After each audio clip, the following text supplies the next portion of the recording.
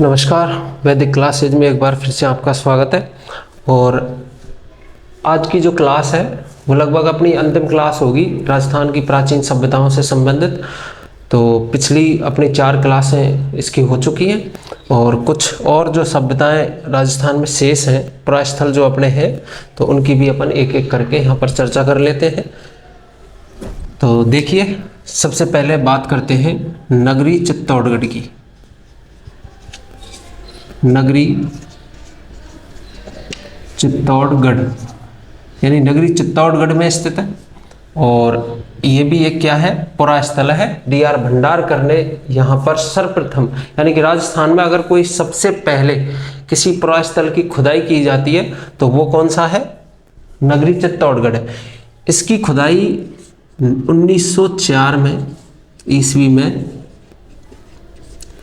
D R Bhandarkar द्वारा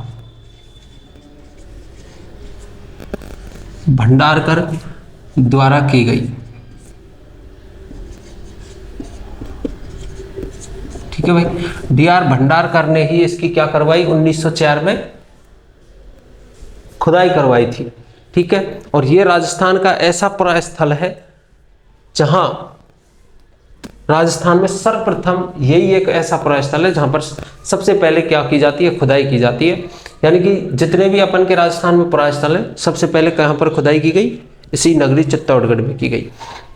यहां से सबसे ज्यादा किस चीज के यहां से साक्ष्य प्राप्त होते हैं, तो एक तो यहां पर से क्या होता है कि सिवी जनपद जो है, प्राचीन जो सिवी जनपद था उसके सिक्के यहाँ से प्राप्त हुए। तो हमें सिक्के जब प्राप्त हुए हैं उसके, तो पता चलता है कि यहाँ पर सिवी जनपद का क्या था, राज्य रहा होगा, यानी शासन रहा होगा, अधिकार रहा होगा।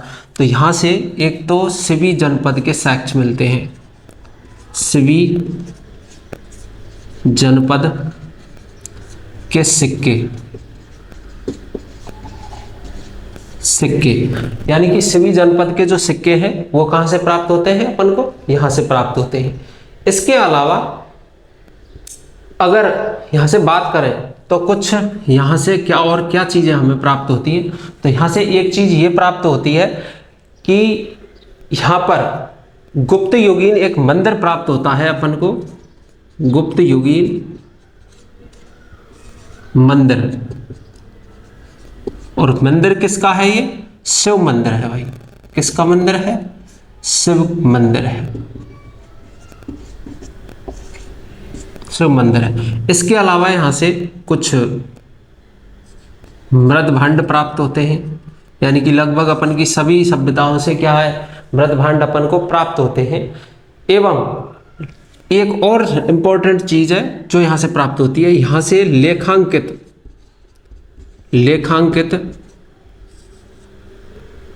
पाषाण खंड हमें प्राप्त होते हैं। लेखांकित का मतलब है यानी कि पत्थर के कुछ ऐसे टुकड़े जिन पर क्या है, कुछ लेखनी की गई थी उस तत्कालीन लोगों के द्वारा। तो इस प्रकार के जो कुछ पत्थर हैं यानी शिलाएं जो हैं वो हमें कहां से प्राप्त होती हैं, नगरी चित्तौड़गढ़ से प्राप्त होती है। इसके अलावा यहां से कलाकृति और मूर्ति खंड भी यहां से प्राप्त होते हैं। कलाकृति तथा मूर्ति खंड। मूर्ति प्राप्त नहीं होती भाई, मूर्ति और मूर्ति खंड में अंतर है। और अंतर यह है कि मूर्ति जो होगी वो कैसी होगी, फ्रेश होगी, यानी कि सही से होगी। लेकिन मूर्ति खंड का मतलब है यानी कि मूर्तियों के क्या मिले हैं, टुकड़े मिले हैं। खंडित जो टुकड़े हैं वो हमें कहां से प्राप्त होते हैं, नगरी चित्तौड़गढ़ से प्राप्त होते हैं। इसके अलावा यहां से लाल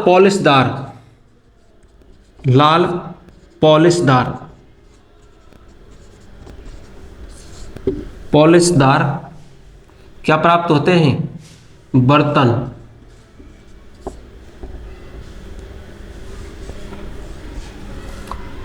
लाल पॉलिशदार पात्र या बर्तन प्राप्त। ठीक है, यानी लाल पॉलिशदार बर्तन केवल और केवल कहां से मिलते हैं, नगरी चित्तौड़गढ़ से मिलते हैं। इसके अलावा कहीं से नहीं मिलते। इसके अलावा कैसे मिलते हैं, काले मिलते हैं, ठीक है। कालीबंगा की याद अगर अपन बात करें तो कालीबंगा हम पढ़ चुके हैं पहले से ही, तो उसमें कैसे मिलते हैं, काले मृद भांड मिलते हैं।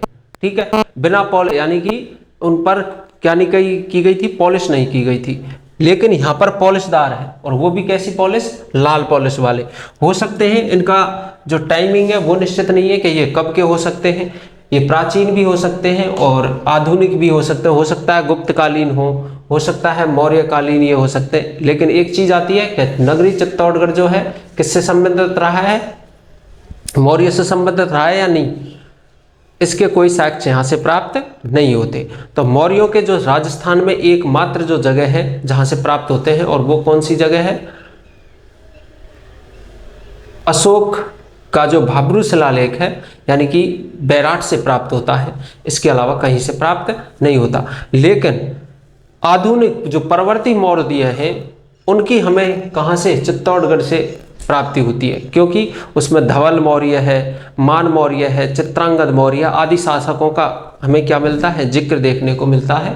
तो कहाँ से मिलता है, यही नगरी चित्तौड़गढ़, क्योंकि चित्रांगद मौर्य के द्वारा ही चित्तौड़गढ़ के किले का क्या करवाया गया, निर्माण करवाया गया। और इस प्रकार की जानकारी हमें कहाँ से प्राप्त होती है, चित्तौड़गढ़ से प्राप्त होती है। क्लियर भाई, इतना। तो लाल पॉलिशदार जो पात्र हैं वो कहाँ से प्राप्त हो रहे हैं, हमें नगरी चित्तौड़गढ़ से प्राप्त हो रहे हैं। इसके अलावा यहां से एक और महत्वपूर्ण चीज ये मिलती है कि यहां से गुप्तकालीन नटराज शिव की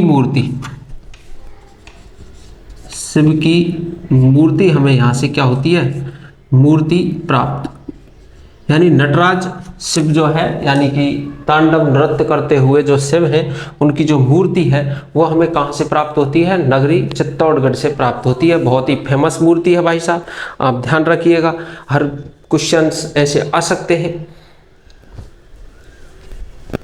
और नटराज मूर्ति जो प्राचीन केंद्र जो रहा है वो कहाँ रहा है, नगरी चित्तौड़गढ़ ही रहा है।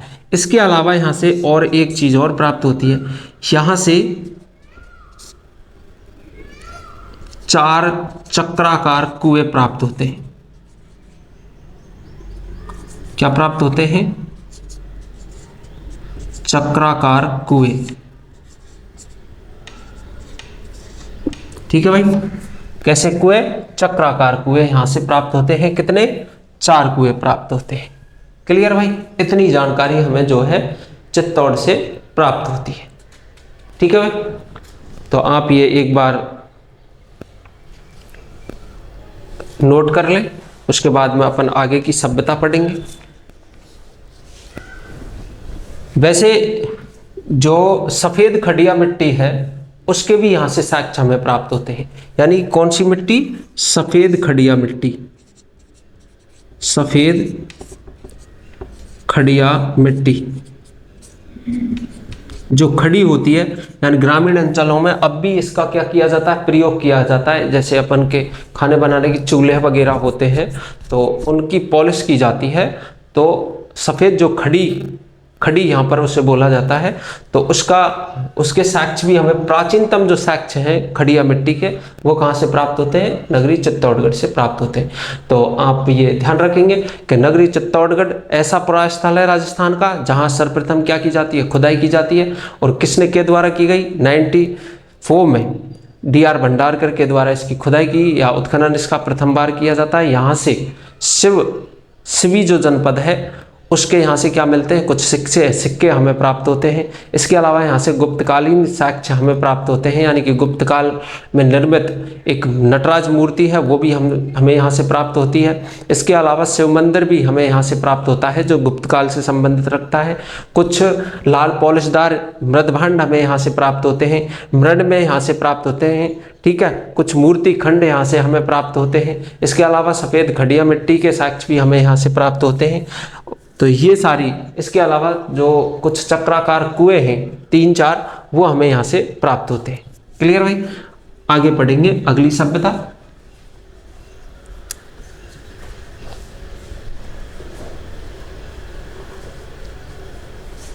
तो देखो भाई,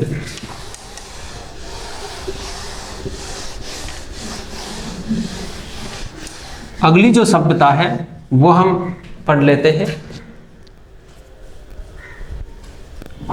रंग महल।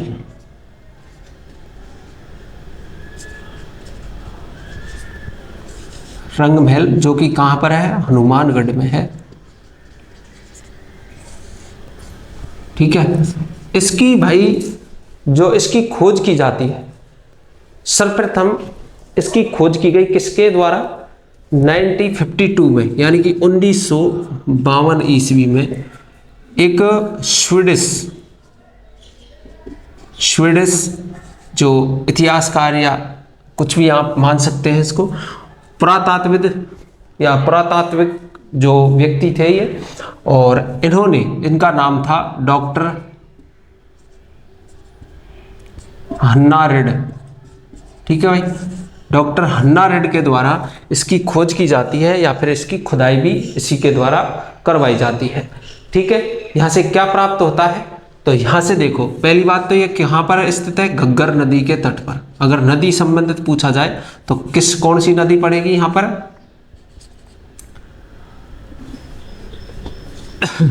घग्गर नदी। ठीक है, ये नदी है।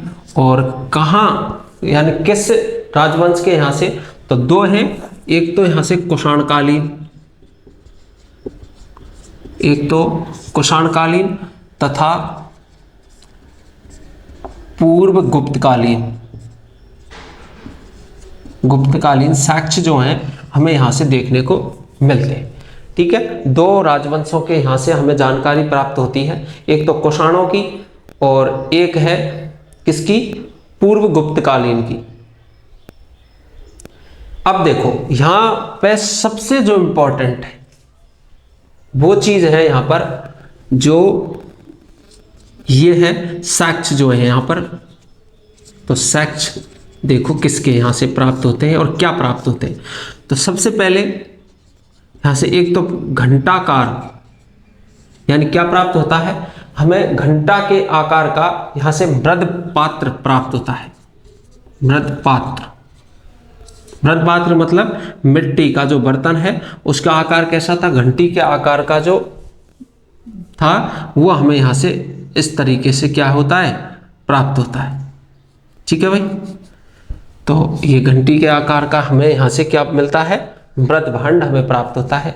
इसके अलावा एक और चीज यहाँ से, एक है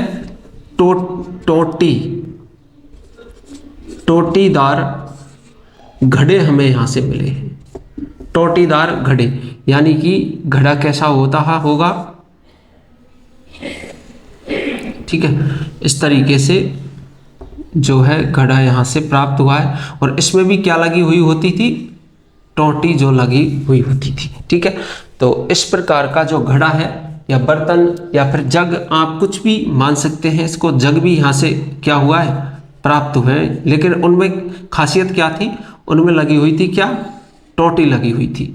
ठीक है भाई, इस तरीके का जो जग है वो यहाँ से प्राप्त होता है। ठीक है, तो टोटीदार घड़े जो हैं कहाँ से प्राप्त होते हैं, रंग महल हनुमानगढ़ से प्राप्त होते हैं। इसके अलावा घंटाकार जो मृद पात्र है वो भी हमें कहाँ से प्राप्त होते हैं, यहाँ से प्राप्त होते हैं। एक यहाँ से दीपक और धूपदान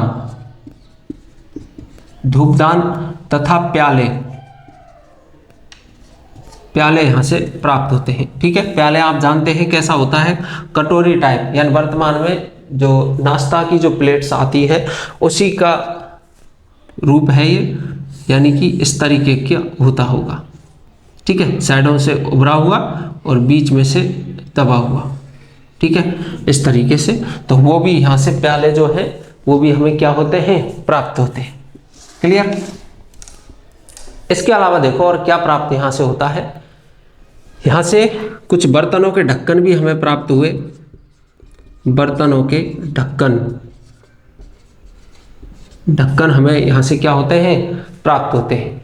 ठीक है, इसके अलावा देखो यहाँ पर एक बहुत ही इंपॉर्टेंट चीज मिलती है और वो है गांधार शैली की मूर्तियां यहां से प्राप्त होती हैं। गांधार शैली की क्या प्राप्त होती हैं? मूर्तियां। और इनमें भी सर्वश्रेष्ठ मूर्तियां किसकी है? सर्वश्रेष्ठ यानी सबसे अच्छी जो मूर्ति हमें प्राप्त होती है वो होती है गोवर्धन, यानी कि वर्तमान में भैया बहुत ज्यादा गोवर्धन धारण श्री कृष्ण की मूर्ति।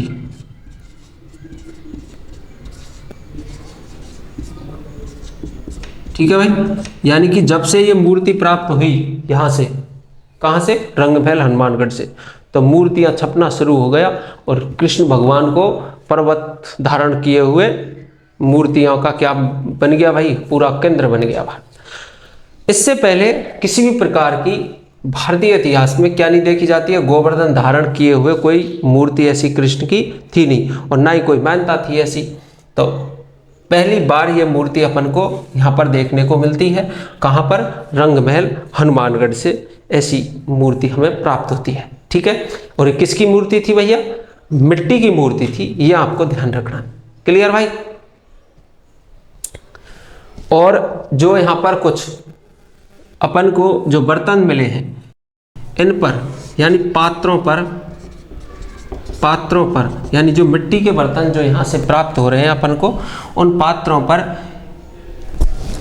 पक्षी या मनुष्यों के चित्र या मानव आकृति इसको बोल सकते हैं, पक्षी या मानव आकृतियों के साक्ष्य।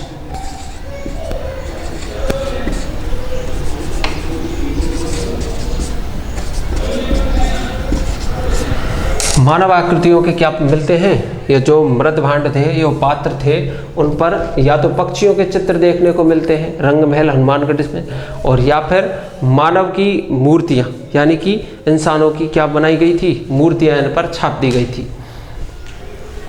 ठीक है, इसके अलावा एक और यहाँ से चीज प्राप्त होती है, यानी पहिएदार गाड़ी। ठीक है, पहिएदार गाड़ी। ठीक है, अब भाई ये कोई बड़ी गाड़ी नहीं थी, ऐसी नहीं थी कि इस पर 10, 20, 50 आदमी बैठ के चला जाए। ये क्या था? बच्चों के खिलौना, बच्चों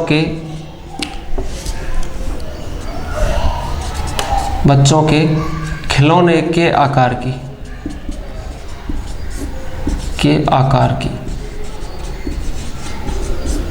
ठीक है, यानी बच्चों के जो खिलौने होते थे उस आकार की हमें यहाँ से एक जो है मूर्ति जो है अपन को क्या होती है? प्राप्त होती है। तो इतनी चीज़ें जो हैं हमें कहाँ से प्राप्त होती है? रंगमहल से प्राप्त होती है।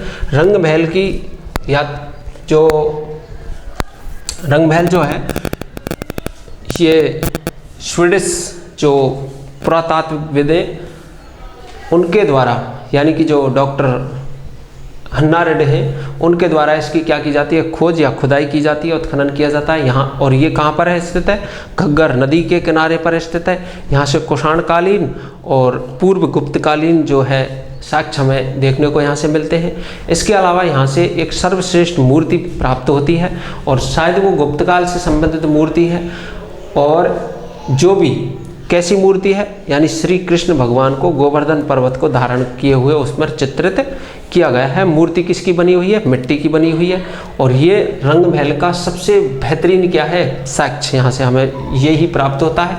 इसके अलावा एक और साक्ष्य यहाँ से प्राप्त होता है, और वो है कि जो बर्तन थे उन पर क्या लगाया हुआ? टोटीदार जो बर्तन हमें प्राप्त होते हैं, यानी कि हाथ से पकड़ के बर्तन को यूज में लेने का जो साइड में जो लगा हुआ होता था वो, उसको क्या बोला जाता है? टोटी बोला जाता है। तो वो टोटीदार जो बर्तन है हमें क्या होते हैं? प्राप्त यहाँ से होते हैं।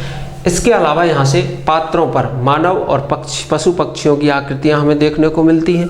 ठीक है, इसके अलावा यहाँ से टोटीदार घड़े हैं, दीपक, धूपदान वगैरह, यहाँ से प्याले, बर्तनों के ढक्कन वगैरह, यहाँ से सारी चीज़ें प्राप्त होती हैं। तो ये आप एक बार स्क्रीनशॉट वगैरह जो भी लेना चाहें लें। अगला अपन पढ़ेंगे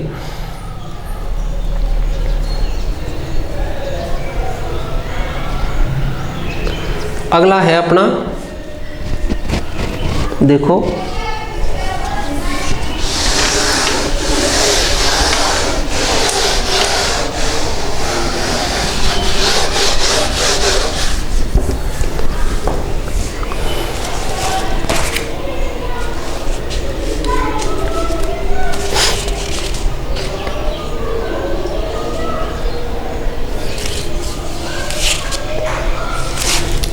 नो है भरतपुर, नो है भरतपुर, देखो नो है भरतपुर। इसकी जो खुदाई है वो की जाती है किसके द्वारा? रतन चंद्र अग्रवाल के द्वारा। और कब की गई? 1963 से 64 ईस्वी में रतन चंद्र अग्रवाल।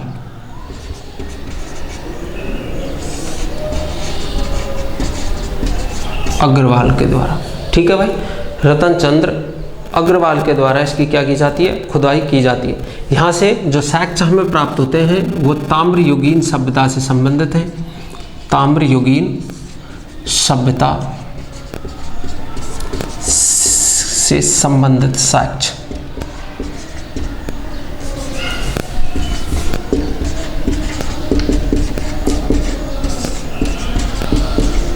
तो इससे संबंधित ताम्रयुगीन जो सभ्यता है उससे संबंधित हमें जो यहाँ से क्या मिलते हैं? साक्ष्य प्राप्त होते हैं। यहाँ से 5 संस्कृतियों के, यहाँ से 5 संस्कृतियों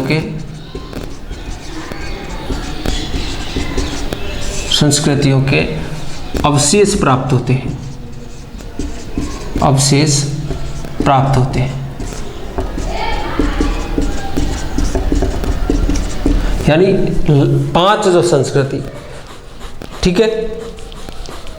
मान लो अगर कोई संस्कृति 2400 ईसा पूर्व, इसके भी यहाँ से साक्ष्य प्राप्त हुए। अगला मान लो 1500 ईसा पूर्व, ठीक है, इसके भी यहाँ से साक्ष्य प्राप्त होते हैं। 1000 ईसा पूर्व, इसके भी यहाँ से साक्ष्य प्राप्त होते हैं। 500 ईसा पूर्व, इसके भी यहाँ से साक्ष्य प्राप्त होते हैं, ठीक है। 500 ईस्वी, इसके भी यहाँ से साक्ष्य प्राप्त होते हैं। तो इस प्रकार से 5 जो सभ्यताएं हैं या समय जो टाइमिंग है उसके यहाँ से क्या मिलते हैं? अपन को साक्ष्य देखने को मिलते हैं। तो देखते हैं एक एक साक्ष्य को कि कब कौन कहाँ से प्राप्त होता है। तो सबसे पहले बात करते हैं यहाँ से कच्ची ईंटों का, यानी साक्ष्य है कच्ची ईंटों से निर्मित, कच्ची ईंटों से निर्मित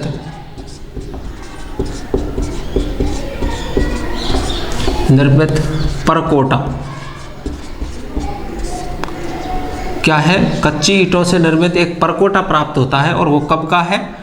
प्रथम सदी ईसा पूर्व का, प्रथम सदी ईसा पूर्व, ठीक है। यानी कि ईसा पूर्व प्रथम सदी का है, प्रथम शताब्दी का है, ठीक है। और क्या है?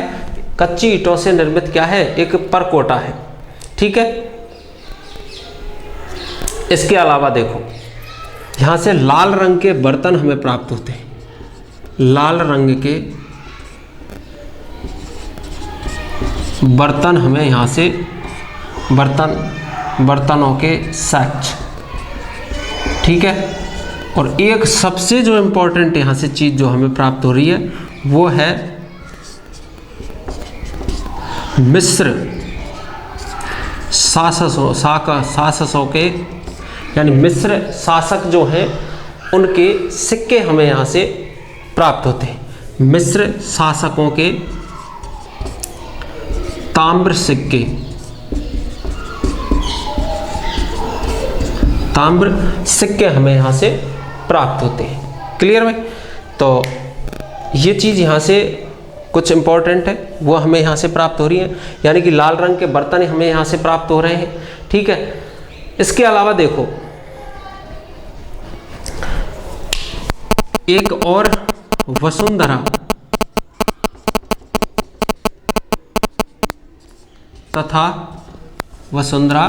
तथा कामी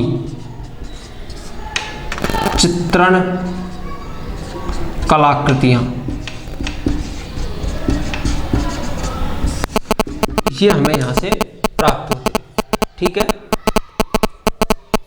यानी कि ये क्या है, कामी युगल चित्रण कलाकृतियां हैं। युगल आप इसको बोल सकते हैं, ये कोई जोड़ी है व्यक्तियों की कलाकृतियां,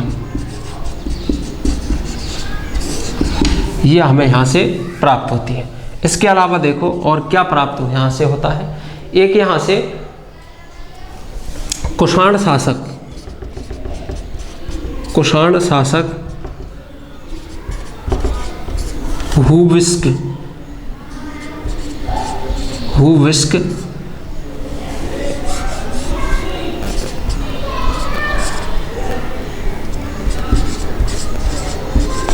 हुविस्क तथा वासुदेव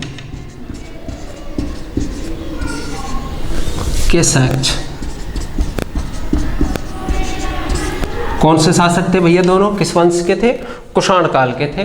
पहला हुविस्क था और उसके बाद वासुदेव, इन दोनों के यहाँ से क्या मिलते हैं, सिक्के हमें प्राप्त होते हैं। यानी सिक्के के द्वारा हमें यहाँ साक्ष्य जो है प्राप्त होते हैं। लिख देते हैं यहाँ पर, क्या प्राप्त होते हैं, सिक्के, जिनसे हमें जानकारी प्राप्त होती है कि कुषाण काल में या कुषाण राजवंश में हुविस्क तथा वासुदेव नाम का भी कोई शासक रहा है। ठीक है, इसके हमें क्या मिलते जाते हैं, यहाँ से साक्ष्य देखने को मिल जाते हैं। इसके अलावा देखो गंदा पानी यानी चक्रकूपों के साक्ष्य। क्या है, चक्रकूप। ये चक्रकूप जो थे कुएं के आकार के ही होते थे और इनका प्रयोग गंदा पानी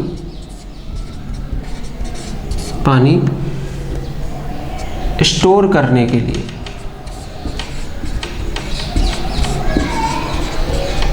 ठीक है भाई, जैसे घरों में बर्तन वगैरह आदि या नहाने धोने से जो गंदा पानी जो प्राप्त होता है तो उसको एक जगह स्टोर करने के लिए क्या बना दिए जाते थे, चक्रकूप होते थे। इनमें क्या है, उस पानी को क्या कर लिया जाता था, स्टोर कर लिया जाता था। इससे क्या है, वो पानी धीरे धीरे किस मेरे से, जमीन के अंदर, और उससे क्या है, जल स्तर बढ़ता रहे या बना रहे।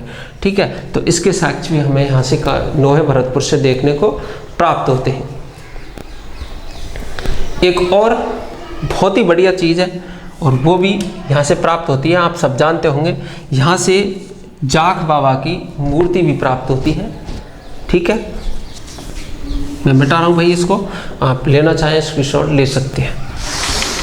और क्या यहाँ से प्राप्त होता है, देखो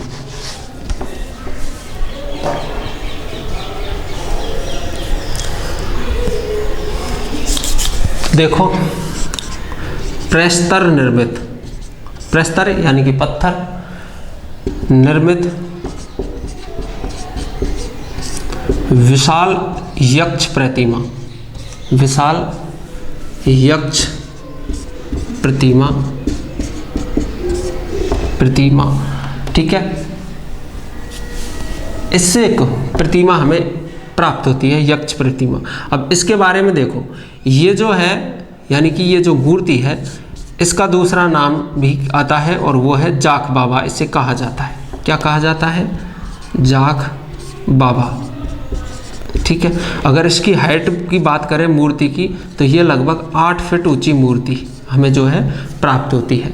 ठीक है, किसकी बनी हुई थी, निर्मित किससे थी, प्रस्तर से निर्मित मूर्ति थी। ठीक है, अगर बात करें किस काल से संबंधित ये थी तो इसका काल आता है, ये शुंग काल से संबंधित मूर्ति है, शुंग कालीन मूर्ति। ठीक है, तो जो यक्ष प्रतिमा है वो किससे संबंधित है, शुंग काल से संबंधित है, 8 फीट ऊंची है। दूसरा नाम इसका क्या है, जाख बाबा जिसे कहा जाता है, प्रस्तर के द्वारा बनी हुई मूर्ति है। ये कहाँ से प्राप्त होती है, नौहे भरतपुर से हमें प्राप्त होती है। इतनी जानकारी हमें यहाँ से जो है प्राप्त होती है। तो आइए आगे बात करते हैं, तो आप इसे उतार सकते हैं।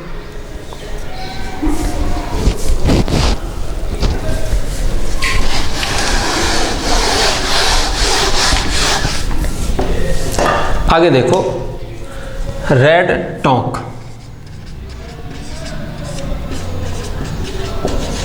रेड टॉक की बात कर लेते हैं, बहुत ही इंपॉर्टेंट है। रेड टॉक से सबसे ज़्यादा क्या प्राप्त होता है भैया, यहाँ से आहत और प्राचीन जो सिक्के हैं, हमने फर्स्ट में जब पढ़ा कि राजस्थान में जो सबसे प्राचीन जो सिक्के चलते थे वो कौन से थे, 3 प्रकार के, यानी कि उनको एक ही नाम से जाना है, यानी कि अगर बोला जाए तो आहत सिक्के, ठीक है, पंचमार्क सिक्के, आहत, पंचमार्क या धरण या पण सिक्के भी उन्हें कहा गया था, ठीक है। तो वो उन सिक्कों का सबसे जो बड़ा भंडार जो प्राप्त होता है वो कहाँ से प्राप्त होता है, रेड टॉक से होता है। और कितने मिलते हैं हमें, लगभग 3000 सिक्के यहाँ से प्राप्त होते हैं। पर थोड़ा पहले इसके बारे में समझ लें कि रेड टॉक कब की सभ्यता है और कितने समय का यहाँ से हमें साक्ष्य प्राप्त होते हैं। तो ये देखो, सबसे पहले रेड टॉक को, इसे प्राचीन भारत का टाटा नगर कहा जाता है, पहला, ठीक है। दूसरा, यहां से प्रथम शताब्दी ईसा पूर्व के साक्ष्य हमें प्राप्त होते हैं, ठीक है, यानी तब तक के साक्ष्य जो है हमें यहाँ से प्राप्त होते हैं। प्रथम शताब्दी से दूसरी जो शताब्दी चलेगी वहाँ तक हमें क्या मिलेंगे, यहाँ से साक्ष्य प्राप्त होते हैं। तो साक्ष्य देखो क्या प्राप्त होता है, तो यहाँ से सबसे पहले 3000 आहत मुद्राएं, 3000 आहत मुद्राएं जो हैं वो हमें यहाँ से प्राप्त होती है, ठीक है। इन मुद्राओं को, आहत मुद्राओं का ही नाम है, इनको बोला जाता था धरण, पण, काशार्पण, ठीक है, इन मुद्राओं को बोला जाता था, ठीक है, धरण, पण या काशार्पण, इन्हीं मुद्राओं को बोला जाता था, ठीक है।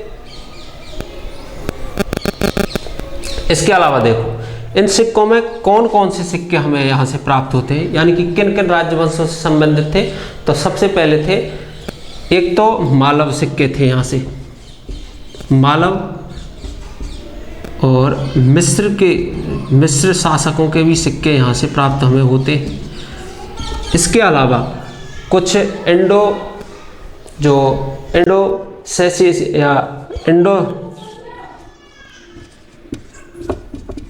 इंडो एशियन जो शासक हैं उनके भी सिक्के यहाँ से हमें जो है प्राप्त होते हैं। इसके अलावा देखो और क्या प्राप्त यहाँ से होता है,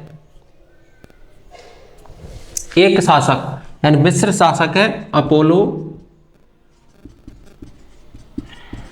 डोटस जो है उसके सिक्के हमें यहाँ से प्राप्त होते हैं। अपोलो डोटस से संबंधित या के सिक्के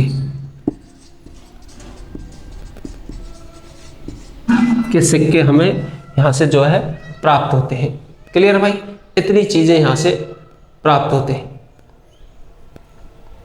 इसके अलावा तांबा,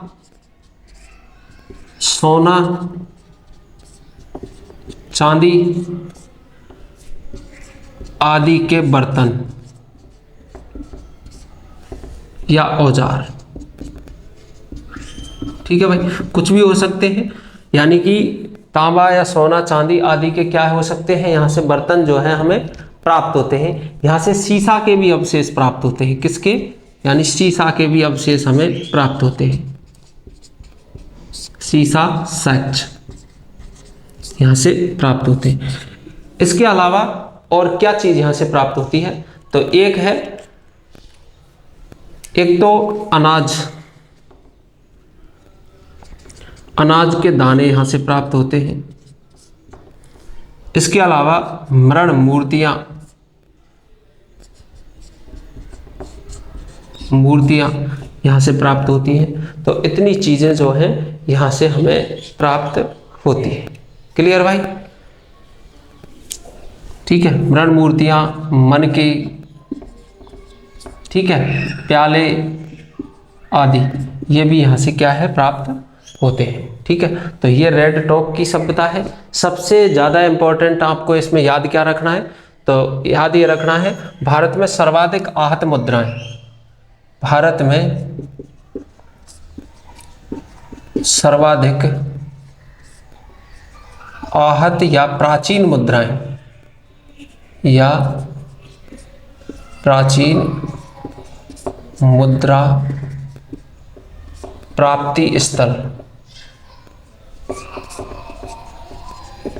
तो सर्वाधिक जो प्राचीन या आहत मुद्राएं, काशार्पण मुद्राएं, पर्ण धन मुद्राएं, ये जो है सबसे ज़्यादा कहाँ से प्राप्त होती हैं, रेड टॉक से प्राप्त होती हैं। इसके अलावा ये सारी चीज़ें तो अपन को वहाँ से भी प्राप्त होती हैं।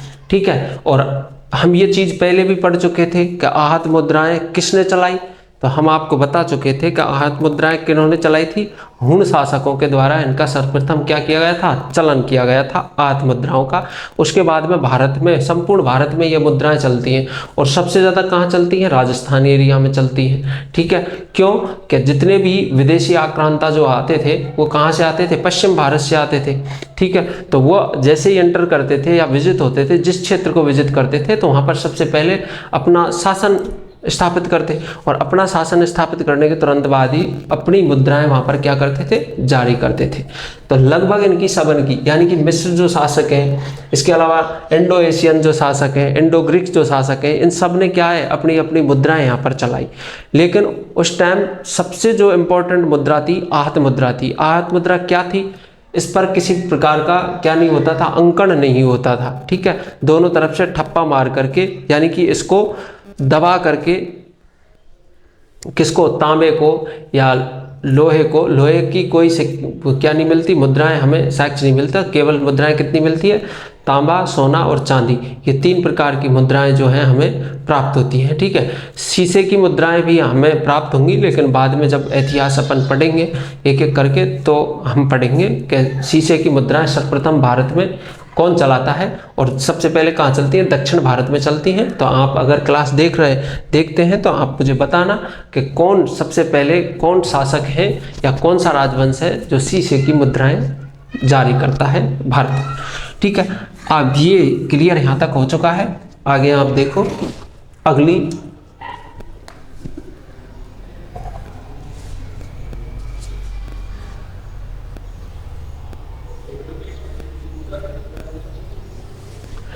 तो देखो एक और है, रेड टॉक को सबसे ज्यादा इसी के लिए याद किया जाता है कि यहां से क्या है, सबसे ज्यादा आहत मुद्राएं प्राप्त हुई है, आहत मुद्राएं या प्राचीन मुद्राएं। अब आता है नलियासर जयपुर, नलियासर जयपुर। ठीक है, नलियासर जयपुर जो है, यहां से क्या चीज हमें प्राप्त होती है, यहां से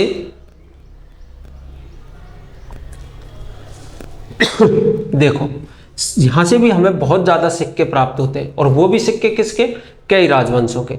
अब राजवंश जैसे इंडो ग्रीक सिक्के यहां से प्राप्त होते हैं, इंडोसेशियन जो सिक्के हैं वो भी यहाँ से हमें प्राप्त होते हैं। इसके अलावा गुप्त जो कालीन जो सिक्के हैं वो भी हमें यहाँ से प्राप्त होते हैं। इसके अलावा यौध्य गण के जो सिक्के हैं वो भी हमें यहाँ से प्राप्त होते हैं। तो देखो इंडो ग्रीक सिक्के, यहाँ से सबसे ज़्यादा सिक्के प्राप्त होते हैं। ठीक है, ये लिखें आप, और फिर लिखेंगे यहाँ से इंडो ग्रीक, एक तो इंडो ग्रीक सिक्के, ठीक है, यौध्य गण के सिक्के, यौध्य गण सिक्के, ठीक है, गुप्तकालीन सिक्के, सिक्के ध्यान रहे गुप्तकालीन सिक्के सबसे ज्यादा कहां मिलेंगे, बयाना से। ठीक है, बयाना भरतपुर से मिलेंगे। ठीक है, इसके अलावा देखो इंडो से नियन, इंडोनेशियन सिक्के। ठीक है, तो इतने प्रकार के जो सिक्के हैं हमें कहाँ से प्राप्त होते हैं भैया, नलियासर जयपुर से प्राप्त होते हैं। ठीक है, इसके अलावा देखो एक और है, यानी कुषाणकालीन हूविस्क, यानी हूविस्क के सिक्के, हूविस्क के सिक्के बोल सकते हैं कि किससे संबंधित है, कुषाण काल से संबंधित। तो इतने प्रकार के जो सिक्के हैं कहां से प्राप्त हो रहे हैं, नलियासर जयपुर से हमें प्राप्त हो रहे हैं। ठीक है, देखो और ये सब कैसे हैं, ध्यान रखना भाई, ये कैसी है, आहत मुद्राएं हैं। कैसी हैं, आहत मुद्राएं। यहां पर रियासतकालीन मुद्राएं प्राप्त नहीं होती है, ये सब संपूर्ण भारत में चलती है। ठीक है, इसके अलावा कुछ लेवल पर कुछ जैसे आदि वराय सिक्के चलेंगे। ठीक है, लेकिन वो कब चलेंगे, गुप्तों के बाद में चलेंगे, जो कि गुर्जर प्रतिहार वंश के द्वारा क्या किए जाएंगे, जारी किए जाएंगे आदि वराय सिक्के। ठीक है, वो भी भारत में बहुत ज़्यादा फेमस होते हैं। ठीक है, तो इन सब के द्वारा तो कौन सी वही मुद्राएं क्या की जा रही थी, चालू की जा रही थी। ठीक है, इसके बाद में इन सिक्कों पर एक चीज जरूर हो जाती है और अंकन चालू हो जाता है। ठीक है, धरण और पण सिक्के जब चलते हैं तो उन पर क्या चालू हो जाती है, लेख या अंक चालू हो जाते हैं, जिस पर डेट या शासक का नाम या शासक की चित्र आदि ये चालू हो जाते हैं। लेकिन जो ज़्यादा प्राचीन सिक्के हैं, ठीक है, यानी कि जब तक भारत में इस्लाम नहीं आए थे, ठीक है, यानी कि लगा लो 500 से पहले तक के जो सिक्के हैं वो सब क्या थे, आहत सिक्के चलते थे। ठीक है, तो इतनी जानकारी सिक्कों के बारे में यहां से हमें प्राप्त होती है। इसके अलावा देखो क्या प्राप्त होता है,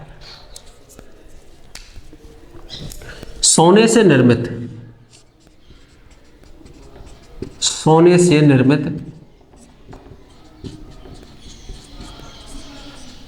निर्मित खुदा हुआ सिंह सिर, सिंह सिर। ठीक है, सोने का है, यानी शेर का जो सिर है वो किसका बनाया हुआ था, खोद करके सोने को, और किस में डाला हुआ था, शेर सिंह के सिर में, यानी कि शेर के सिर में डाला हुआ था। तो इस प्रकार का हमें साक्ष्य यहां से देखने को मिलता है। ठीक है, इसके अलावा यहां से मिट्टी की तलवार,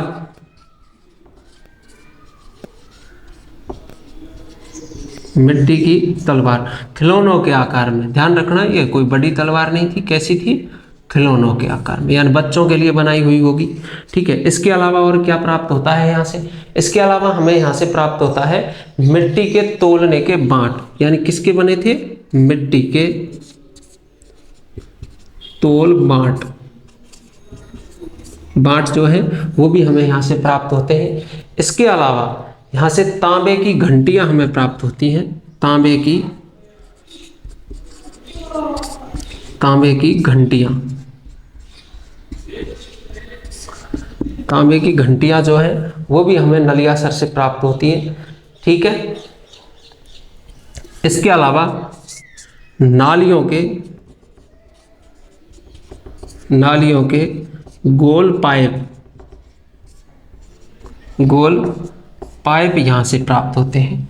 ठीक है, गोल जो नाली निकालने के लिए बनाए हुए थे।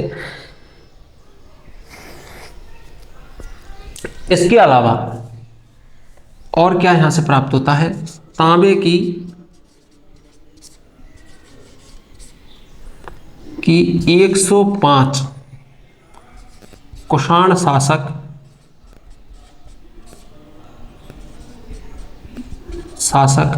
कनिष्क की मुद्राएं, किसकी बनी थी, तांबे की बनी कनिष्क की 105 मुद्राएं भी हमें नलियासर जयपुर से जो है प्राप्त होती है। ठीक है, इतनी जानकारी हमें यहां से मिलती है। ठीक है भाई, तो ये आप एक बार टाइप कर लें, उसके बाद में नेक्स्ट शब्द अपन पढ़ेंगे। अभी तो एक नहीं, अभी तो 4-5 और रह रही हैं, जैसे सुनारी झुंझुनू की है, इसके अलावा और भी कई सभ्यताएं अपन की बाकी है, ओजियाना की, इस्वाल की, ये कई सभ्यताएं छोटी छोटी हैं, उनको भी अपन पढ़ लेते हैं, थोड़ा थोड़ी जानकारी सबसे ही प्राप्त हो जाएगी। ठीक है, तो अपन का सिंगल क्वेश्चन भी नहीं छूटेगा एग्जाम में। तो सबसे पहले पढ़ लेते हैं यहाँ पर ओजियाना। ओजियाना, ओजियाना कहाँ पर है भैया? भीलवाड़ा में। यहाँ से क्या प्राप्त होता है अपन को? तो देखो यहाँ से सबसे पहले प्राप्त होता है वृषभ और गाय की पहली बार, वृषभ व गाय की मृण मूर्तियां,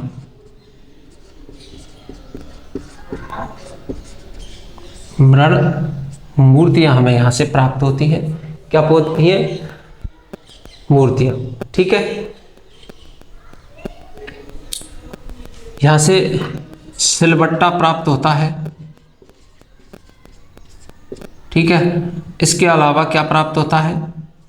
प्रस्तर, बांट प्राप्त होते हैं। ठीक है, इसके अलावा यहाँ से गोल छेद वाला पत्थर हमें प्राप्त होता है। गोल छेद वाला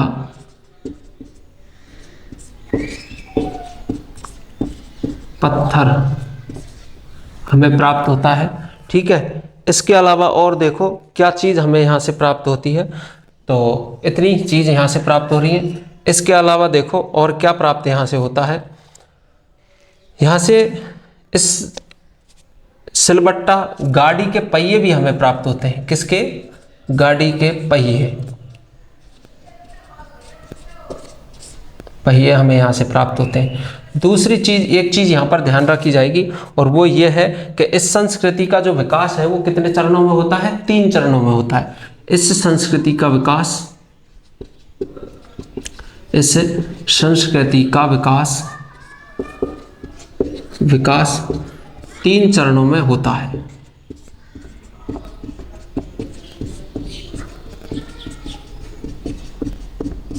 ठीक है, कितने चरणों में? 3 चरणों में। कैसे होता है भाई साहब 3 चरणों में? जो प्रथम चरण की अगर बात करें, यानी प्रथम चरण,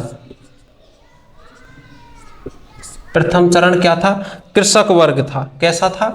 कृषक वर्ग, प्रथम चरण। दूसरे चरण में देखो, जो द्वितीय चरण है वो किससे संबंधित था? द्वितीय चरण था पत्थर से आवास संरचनाएं, यानी कि जो पत्थर से आवास संरचनाएं। ठीक है, पत्थर से आवास संरचनाएं। और तृतीय जो चरण था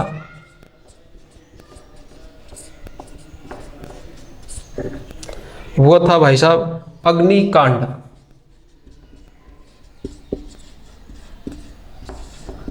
ठीक है, यानी कि इस सभ्यता से संबंधित विकास के एवज में, यानी संस्कृति का जो विकास बताया जाता है उसके बारे में कहा जाता है कि इस संस्कृति का जो ओजियाना का जो भीलवाड़ा की संस्कृति थी उसका विकास किससे हुआ था? कृषक वर्ग से हुआ था। दूसरा चरण कहता है कि नहीं भाई साहब, यहाँ पर क्या थे? पत्थर की आवासीय संरचनाएं थी, प्राचीनतम पत्थरीय आवास की संरचनाएं। आपको ध्यान होगा पिछली हमारी क्लास हो चुकी है, तो कौन सी ऐसी सभ्यता थी या कौन सा ऐसा पुरास्थल था जिसमें पत्थर से बने, यानी कि पत्थर से आवास का निर्माण किया गया था, यानी कि पत्थर से बने क्या थे? घर थे। इसके अलावा सभी किसके मिलते हैं? ईंटों से। और ईंट कितने प्रकार की? 2 प्रकार की, कच्ची और पक्की ईंटों से। ठीक है, तो पत्थर से जो जहां पर मिले तो उसका आप जरूर से कमेंट में बताइएगा। ठीक है, तीसरा था अग्निकांड से संबंधित, क्या कि इसकी किससे हुई विकास? इसका अग्निकांड से संबंधित इसका क्या है? विकास लगाया जाता है। ठीक है, यह है ओजियाना की सभ्यता। ठीक है, तो इतना अपन आज की क्लास में पढ़ चुके हैं। इसके अलावा अपन की एक और नेक्स्ट क्लास होगी इसी से संबंधित, तब अपन की लगभग सभ्यताएं क्या हो जाएंगी? पूरी हो जाएंगी। जो भी अभी बची हुई है उनको भी हम, जैसे इस बाल की सभ्यता है, इसके अलावा सोनारी जो झुंझुनू से संबंधित सभ्यता है, तो वो सारी सभ्यताएं हैं, हम एक एक करके क्या कर लेंगे, पूरी कर लेंगे, अगली एक क्लास में हो जाएगी। ठीक है, तो आप ये इसका स्क्रीनशॉट ले लें। और भैया वीडियो को आप देख रहे हो तो एक बार सब्सक्राइब, लाइक और शेयर अवश्य किया करें। ठीक है, धन्यवाद।